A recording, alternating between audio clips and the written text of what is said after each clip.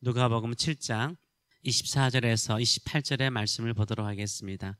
요한이 보낸 자가 떠난 후에 예수께서 무리에게 요한에 대하여 말씀하시되 너희가 무엇을 보려고 광야에 나갔더냐? 바람에 흔들리는 갈대냐? 그러면 너희가 무엇을 보려고 나갔더냐? 부드러운 옷 입은 사람이냐? 보라, 화려한 옷을 입고 사치하게 지내는 자는 왕궁에 있느니라. 그러면 너희가 무엇을 보려고 나갔더냐? 선지자냐? 옳다. 내가 너희에게 이르노니 선지자보다도 훌륭한 자니라. 기록된 바 보라, 내가 내 사자를 네 앞에 보내노니 그가 네 앞에서 내 길을 준비하리라 한 것이 이 사람에 대한 말씀이라. 내가 너희에게 말하노니 여자가 낳은 자 중에 요한보다 큰 자가 없도다. 그러나 하나님의 나라에서는 극히 작은 자라도 그보다 크니라 하시니 모든 백성과 세리들은 이미 요한의 세례를 받은지라. 이 말씀을 듣고 하나님을 의롭다 하되 바리새인과 율법학자들은 그의 세례를 받지 아니하므로 그들 자신을 위한 하나님의 뜻을 저버리니라. 아멘. 우리 말씀을 가지고 하나님의 뜻을 받아들이고 있는가, 하나님의 뜻을 받아들이고 있는가 라는 제목으로 같이 은혜를 나누기로 원합니다. 하나님의 뜻을 받아들이고 있습니까? 라고 물으면 많은 분들은 그런 질문을 합니다. 하나님의 뜻이 무엇입니까? 나를 향하신 하나님의 뜻이 무엇입니까? 라고 묻는 분들이 계십니다. 세례 요한이나 예수님께서 가장 먼저 외치신 말씀은 무엇입니까? 회개하라, 천국이 가까이 왔느니라. 회개하라, 하나님의 나라가 가까이 왔느니라. 가장 먼저 외치셨습니다. 이것이 바로 하나님의 뜻이죠. 회개하여 하나님의 나라를 이루는 인생, 이게 바로 하나님의 뜻이고 이 말씀을 받아들이고 회개하며 살고 있는지요. 회개할 것이 없는 99마리의 양보다 회개할 것이 있는 한 마리의 양을 찾는 것이 우리 주님의 마음입니다. 그것이 바로 하나님의 나라를 이루는 사람의 모습이기 때문인 것입니다. 오늘 본문에는 세례 요한의 두 제자가 떠나고 난 다음에 예수님께서 세례 요한에 대해서 말씀하시는데, 예수님께서 세례 요한을 어떻게 말씀하십니까? 첫째는 세례 요한은 선지자였다라고 말씀하십니다. 수많은 사람들이 세례 요한의 설교를 듣고자 유대 광야로 몰려들었습니다. 회개하라, 천국이 가까이 왔느니라. 이 세례 요한의 설교를 듣고자 광야로 와서 회개의 세례를 받았습니다. 수많은 사람들이 광야로 찾아갔던 것은 선지자를 만나기 위한 것이었습니다. 세례 요한을 선지자로 믿고 그 말씀을 듣고자 광야로 그들은 모여들었습니다. 예수님은 세례 요한이 선지자가 맞다라고 말씀하세요. 너희가 세례 요한이 선지자라고 믿고 나갔다면 맞다는 거예요. 26절의 말씀을 보게 되면 그러면 너희가 무엇을 보려고 나가느냐, 광야로 나가느냐, 선지자야? 맞다, 옳다라고 주께서 말씀하세요. 예수님은 세례 요한이 선지자가 맞다라고 말씀하세요. 400년 동안 선지자가 없었어요. 하나님이 보낸 자가 없었는데 드디어 선지자, 하나님이 보내신 선지자가 세례 요한이 맞다라고 말씀하시죠.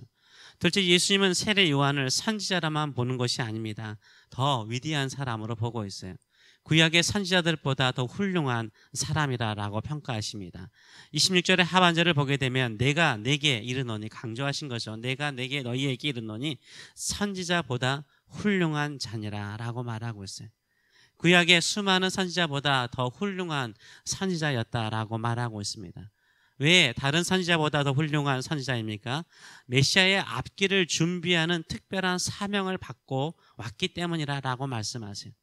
그래서 이 땅에 태어난 수많은 사람들 가운데 가장 큰 자라고 말씀하십니다. 27절에서 28절의 말씀을 보게 되면 기록된 바 보라, 내가 내 사자를 내 앞에 보내노니 그가 내 앞에서 내 길을 준비하리라 한 것이 이 사람에 대한 말씀이라. 내가 너희에게 말하노니 여자가 낳은 자 중에 요한보다 큰 자가 없도다라고 말씀하세요.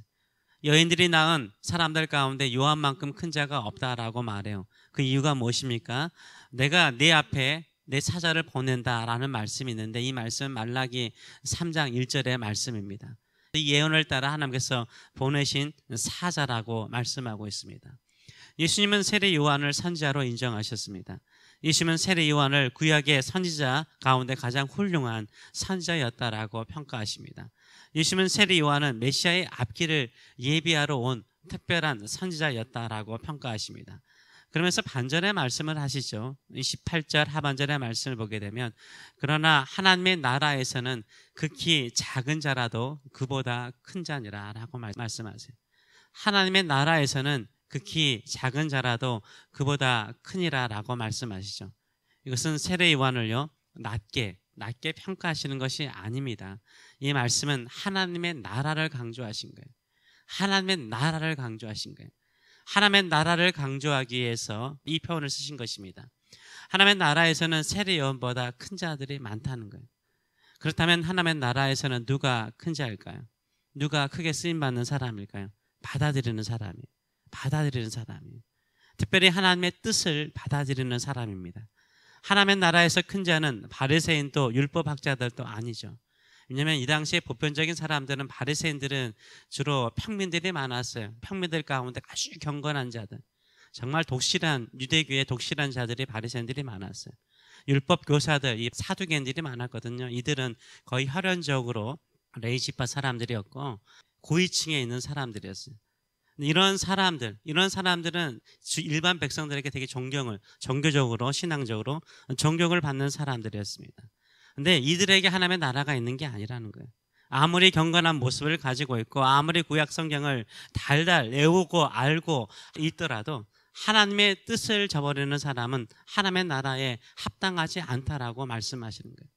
누가복음 7장은 하나님의 뜻을 받아들이는 사람과 하나님의 뜻을 저버리는 사람으로 평가해서 정리해버립니다. 29절과 30절의 말씀을 보게 되면 이렇게 정리하고 있습니다. 모든 백성과 세리들은 이미 요한의 세례를 받은지라 이 말씀을 듣고 예수님의 말씀을 듣고 하나님은 의롭다 하되, 이 의롭다 하다는 것은 뭡니까? 하나님의 뜻이 옳다라고 말하는 거예요.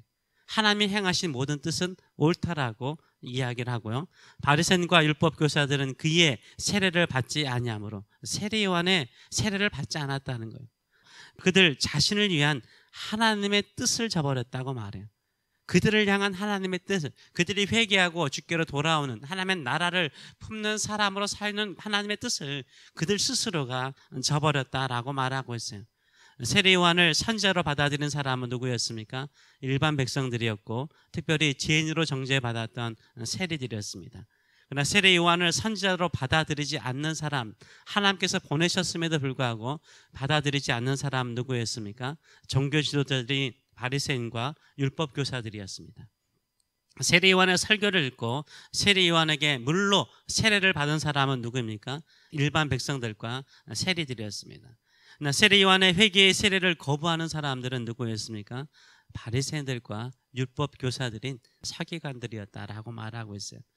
이들을 하나님의 뜻과 관련해서 어떻게 평가를 하고 있습니까? 하나님의 뜻이 옳다라고 받아들이는 일반 사람들이 있는가 하면 바리새인들과 율법 교사들은 그들 자신을 향한 하나님의 뜻을 저버린 사람으로 정리를 하고 있습니다. 바리새인들과 율법 교사들은 그 당시 겉으로 볼 때는 가장 경건한 사람들이었어요.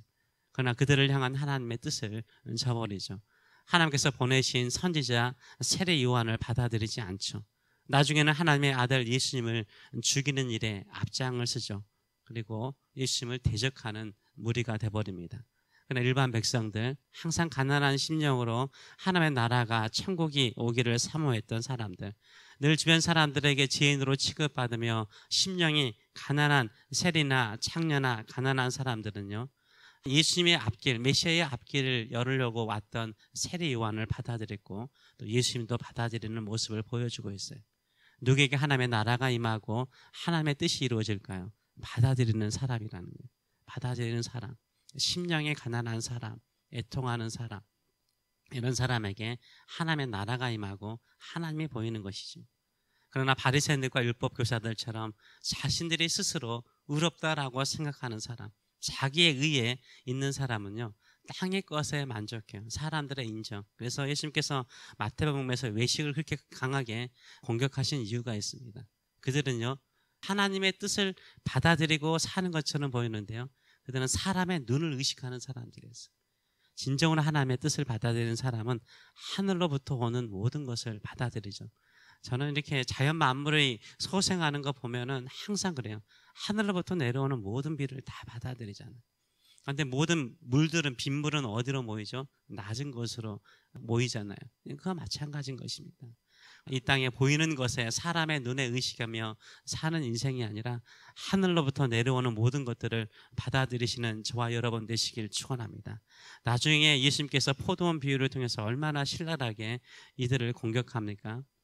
주인이 보낸 사자들을 다 죽이고 나중에는 아들까지 죽이는 모습으로 나가고 있습니다. 누구에게 하나님의 나라가 임합니까? 나를 향하신 하나님의 뜻을 받아들이는 사람이에요. 나를 향하신 하나님의 뜻, 하늘로부터 내려오고 하나님께서 보내신 사람을 통해서 외치시는 그 말을 그대로 받아들이고 그 말씀에 순종하시는 저와 여러분 되시길 축원합니다. 그로 인해서 하나님의 뜻을 이루고 나를 향하신 하나님의 그 온전한 나라, 하나님의 나라가 임하는 저와 여러분 되시길 축원합니다. 기도하겠습니다. 살아계신 하나님 아버지 은혜를 감사드립니다. 아무리 위대하고 훌륭한 사람이 이 땅에 와서 말씀을 전하더라도 자기 의가 강한 사람, 늘 자신은 옳다라고 생각하는 사람은 하늘로부터 내려오는 하나님의 뜻도 하나님의 말씀도 외면하고 오히려 그 뜻을 전하는 자를 죽이는 데 앞장섭니다. 그러나 늘 가난한 심령, 늘 부족한 마음을 가지고 받아들이고자 하는 나를 향하신 하나님의 뜻을 인정하고자 하는 자들에게는 하나님의 나라가 임하였고 세리 요한보다 더 크게 쓰임받는 인물들이 되는 것을 우리가 봅니다. 이 새벽에 오늘 또 우리의 마음을 엽니다. 하늘을 향하여 우리의 손을 듭니다.